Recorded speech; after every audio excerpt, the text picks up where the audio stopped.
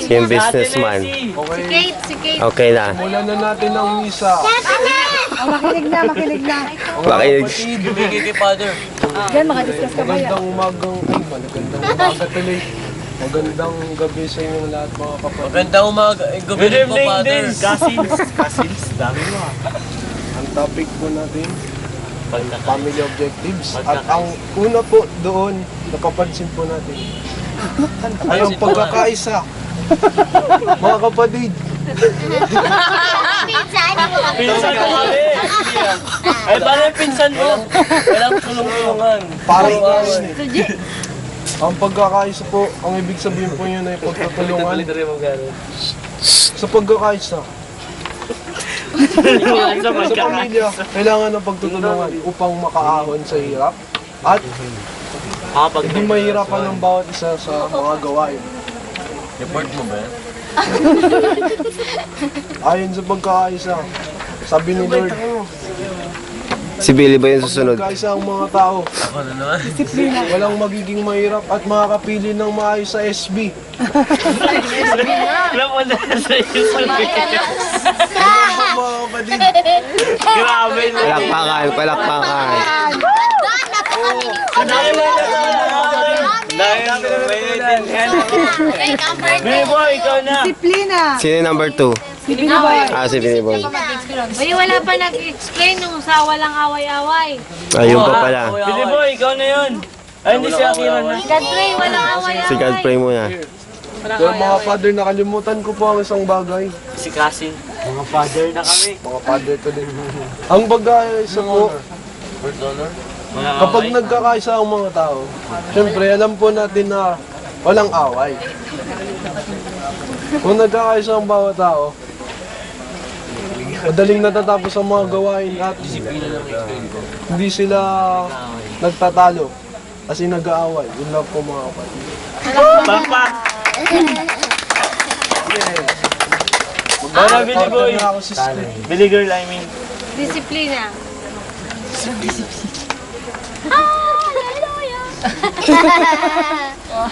Disiplina. Nakakatawa siya. Essay yan, essay. May exam kayo ngayon. May exam. Kanina nakakatawa siya. Disiplina. Siyempre, Tawa na siya agad. Disiplina. pangalawa natin itong kailangan sa family objectives. Dahil, siyempre, isipin nyo naman, mag-isip kayo. Buhay ng disiplina. Paano ang buhay ng mga mamamayan? Wow!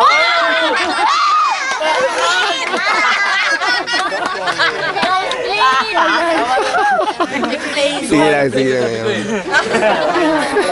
Nawala lang ako sa aking concentration. Oh, Disiplina. tahimik, tahimik. Siyempre, yung disiplina, di ba? Concentrate. Kailangan natin ng disiplina para... Ano nga na yun? Ano ibig sabihin ng disiplina? Disiplina? Disiplina. Ano nga na yun? Disiplina. Hindi nga daw nila naintindihan. Halimbawa, halimbawa. Halimbawa. Halimbawa. Example. Example. Kung may disiplina ka, syempre, Example na. hindi, explain ko lang. Example. Sige natin lang, huwag mo na kayo magtawanan mga Huwag mo na magtawanan. disiplina. Siyempre, ano natin lahat yan, disiplina. Kaya lang, isipin ko na ulit. Wala. Kaya mo yan. Ay, ano, disiplina. Ano disiplina, mga kaibigan? Eh, ngayon ang ano, yung, alam niyo na yun. Yung may disiplina, Yun na yun. wait, taga. Hindi ah. Kung may disiplina tayong mga kaibigan, hindi na tayo magiging bad boys and girls. Boys and girls. Paano yung king? Okay? Sama yun. Masama ka pala. Disiplina, mga kaibigan. Ito talaga ang pinaka-importante, hindi itong pagkakaisa. Pwede bang pakibalik ko doon? Salamat po, yun lang po. Disiplina po, mga kaibigan. Babalik sa number 1. Disiplina ang mga kaibigan. Bibigyan. Disiplina. Yun ang ano. Yun na yun. Yun yun. Yun na yun. O, si Akira yung magkano, paliwanag. Si Akira. Si Akira, dali. Akira. Ay, sino mag-follow up?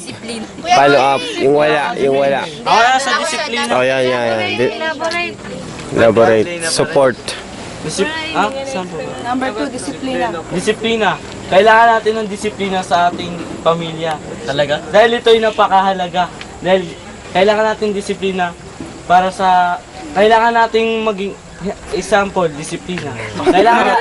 Kailangan natin maging magalang sa ating mga magulang para Alam yun yun. para galangin din tayo ng ating mga para galangin din tayo ng ating mga anak. At kailangan din nating magdisiplina sa ating mga pinsan. Kailangan igalang din natin sila. Gaya ng mga nakakatanda sa atin, kailangan natin silang igalang. Paano yung pangalan? Example, si Kuya G. Oo, magagay lang dito. Hindi, dapat tinatawag yun siyang Kuya G. Kasi yung iba kada Billy Boy, sa pamilya nila, karamihan, hindi nagtatawag ng mga kuya.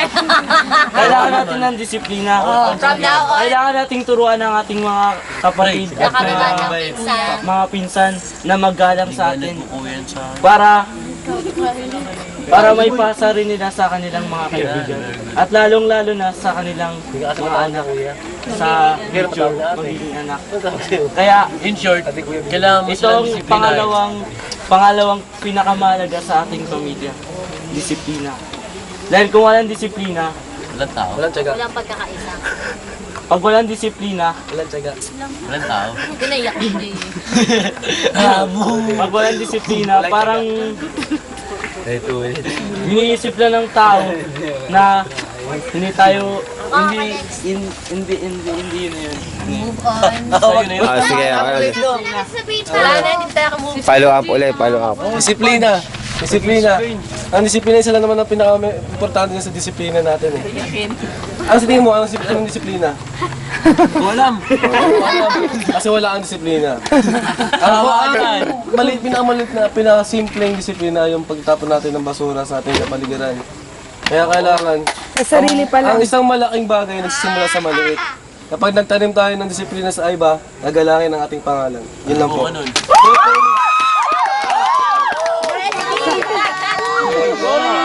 Sorry!